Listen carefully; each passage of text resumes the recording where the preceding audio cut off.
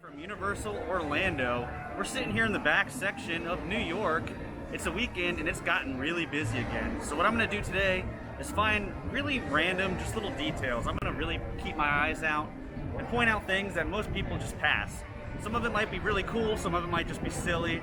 But let's take a deeper look at Universal Studios and Islands of Adventure. This is pretty cool. Right across from Transformers, you have the Psychic Readings building. But if you come up a little bit closer and look through the window, you see they actually have a lady in there with a Ouija board. Look at this like vase thing that has all these faces on it. So much little detail no one really notices. I've never even noticed this stuff. Across the street we have something my brother pointed out to me. But down here on the pavement, you'll see it looks like it says V. Silva was here 1990. Looking at some of these old vacuums in this window, if you've ever seen Brave Little Toaster, there's actually a vacuum called Kirby. I had no idea that was based off of like a real vacuum brand. I must say, that is a pretty good deal for a haircut. I could sure use one. And if you look in the building, you'll see they have the chair ready to go. Before going out back into the main park, there's just so much to see back here.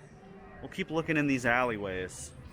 Way back in this corner, you can actually open and close this gate.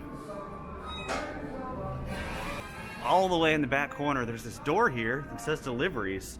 They have a mail lift spot, and if you lift it, you'll see it's blocked off, but a lot of people have written their names and there's various graffiti under here. It's a very elaborate fire escape. You'll see it goes up here, up there, all the way around, and it comes down, and there's the ladder you would kick down to the ground level on this side. They got some pretty wild stuff here over in the pawn shop. Got like a shipway there in the back. This is kind of funny to me. They have a Coney Island arcade sign pointing to the right. However, there's an actual arcade over to the left right there. I really think this back area in New York's pretty awesome because it's kind of like the original Diagon Alley. It has that feel with all the detailed window areas you can look in. Just a lot to see. You'll see a lot of names on various windows up here, kind of like you see in the Magic Kingdom. I wonder who they are. Were they people that like helped build the areas of the park? In all these years, there's simple things I never noticed, like that this was a Macy's, or on top of this building, there's a guy holding the clock up. I still think it's funny that the subway entrance here, you just come along and just abruptly stops. This would be a good spot to hide from the rain though. To the left of the New York Public Library, I've always seen this back here, Universal Orlando Resort, like marquee on this building. What is it though? I don't know. I feel like a lot of you may know this, but the Transformers ride is actually 2 floors. When Optimus first comes out and transforms in front of you and fights Megatron, you're going up in an elevator vertically. Most of the ride is on the 2nd floor. And then when you do the fall segment at the end, you actually go back down to the 1st floor in an elevator. That is bad. Jumping over to Port of Entry in Islands of Adventure, you'll see this whole balcony up here. A lot of plants and stuff. Very cool. Now, I'm not 100% sure, but it looks like a casino up here. You'll see Lucky Monkey, almost as if it's like some kind of game, and you keep hearing a voice up there of someone excited to win. You can hear slot machine sounds. You just stand here for a while and listen. You'll hear some wild stuff.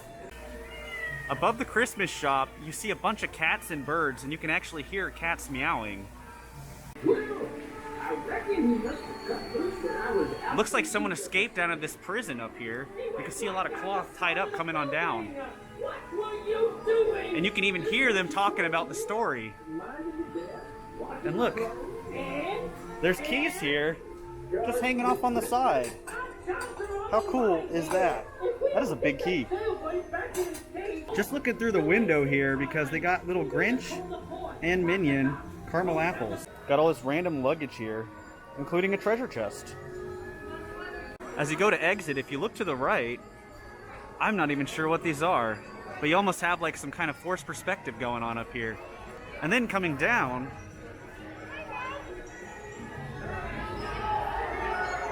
directly beneath that you have these statues. There's one over there as well. You'll see this bike here that says Pineapple Bank. Not sure what that is, but if you actually come closely and look inside, you'll see piles of money and gold bars. You got a Tut Tut taxi here. You see these a lot in India and Sri Lanka. They're actually a lot of fun. But up here, they've got some old school stickers for Marvel Superhero Island, River Adventure, Camp Jurassic.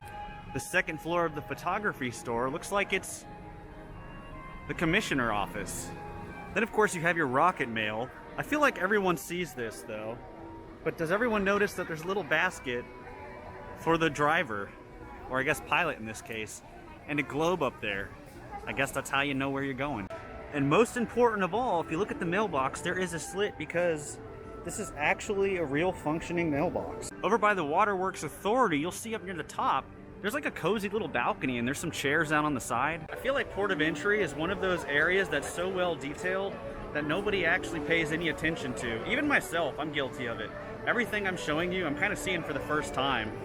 And it's really cool too. There's a lot of sounds. If you get close to some of the windows or areas, you'll hear a lot of conversations going on or sound effects or noises.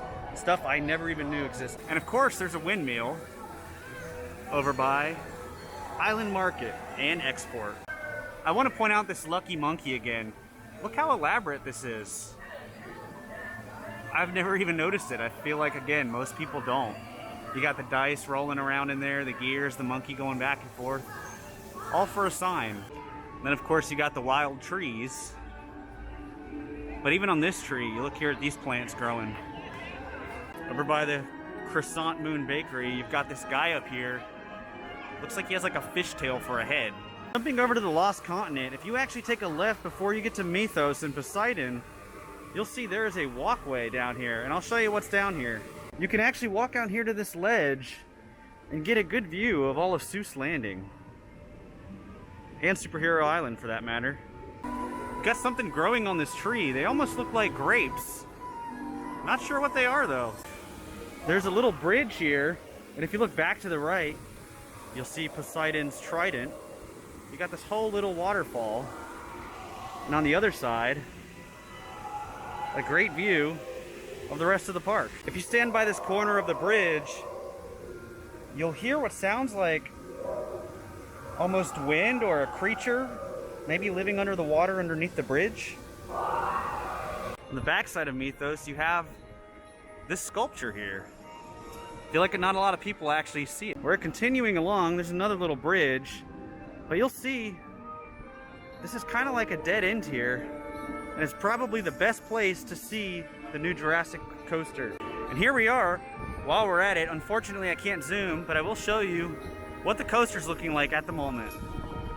If you thought it was weird that the DeLorean had a plaque here and the Jules Verne train doesn't, it actually does. It's on the other side. You just walk here to the U rest area and it'll be on the opposite end. I want to point out I'm going to skip areas like Diagon Alley because of it being Harry Potter. I feel like those areas get so much attention, and most people have noticed probably a lot of the details, and it's hard to find just little really obscure things like you can find in the New York section or places like that. If you come back far enough over here during the day, it looks like you could actually watch them cooking pizza. Looking up back in the New York section, all of these power lines they have are completely fake. They don't go anywhere. Like the one over here too, it just kind of goes from here to here and just dead ends.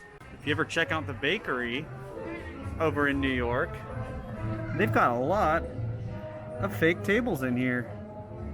Even over here they have a lot of baked goods. This is a lot of detail for something that I feel like not a lot of people ever see.